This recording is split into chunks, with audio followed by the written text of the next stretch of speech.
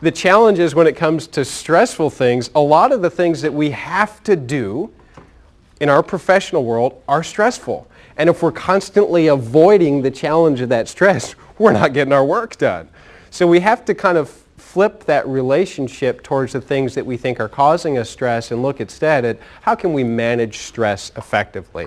And a lot of that is summed up, this idea of managing stress effectively is summed up in this whole body of psychology called emotional intelligence, which you're probably all at least familiar with some core ideas of emotional intelligence.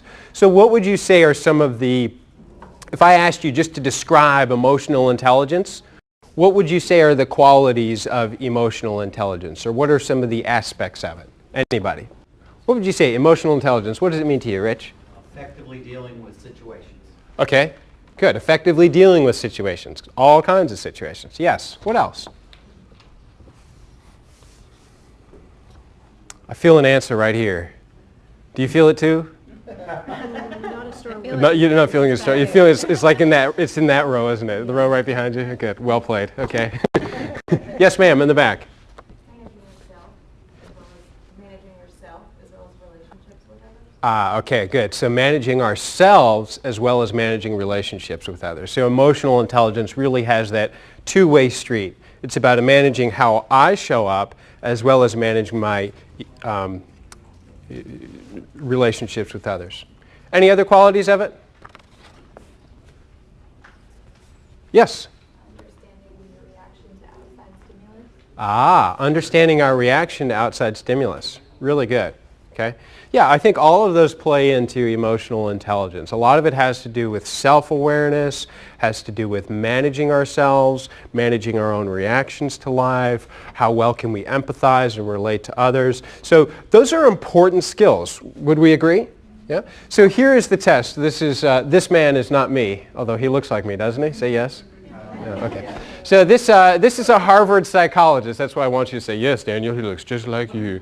Harvard psychologist named Shawn Achor. He set about asking a question upon which he has based his life's work. All the research he's done has really stemmed from one of these fundamental questions, which has to do with this. What percentage of our job success do you think is determined by our IQ, as distinct from EQ, emotional quotient? So what percentage of our job success do you think is determined by our IQ? Want to hazard a guess at that? 25%. 25%. 25%. That's pretty good right there. Anybody got another guess? Anybody think it's higher than 25? No. Where's our fraud people at? Surely you know it's higher than 25. Huh? Okay. Anybody? Nobody's higher than 25%. Or is anybody higher than 25% who's willing to raise your hand? Didn't think so.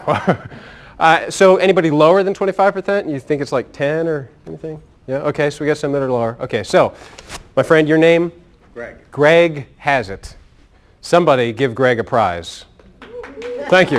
Yes, give Greg a hand. Greg gets an extra chip. Congratulations, Greg. The answer, indeed, as Shawn Achor said about researching the answer to this question, he surveyed thousands of people in hundreds of different companies in lots of different industries and found that by and large, didn't matter your credentials, your educational level, when we're looking at job success as a whole, only about 25% of that is determined by our IQ, as Greg told us. Okay? Which means that the rest is what? It's that EQ, right? That emotional quotient, that thing that's a little harder to measure. It doesn't have this static number assigned to it. So as Shawn Achor did his research, they began to bucket emotional intelligence into three different categories. He said, okay, it's really 75% of our job success that's not determined by our IQ, that we can say falls into one of three buckets. One, it's optimism. Can we be optimistic? And by the way, this is not the same as being naive. For example, if this building is on fire, do not remain seated and say, I believe that things are going to work out. That is stupid. All right? That is not optimism. Optimism is the ability to see what's possible. In the face of a problem, we can think of two solutions. That's optimism. Okay? And optimism we need to have. It's also support. Our support networks are critical for success. That's why at a company like a Legacy, we invest in ways to come together in a supportive and collaborative environment. We need that for success. And not just our professional support network, but our social support networks, our family, our friends. All of that support is critical, not just to job success, but to our long-term health and happiness. And the ability to see stress not as something that's going to kill me, from which I must run and hide, but as something that's got power and energy in it. And when I can harness stress and begin to use it creatively, I am powerful.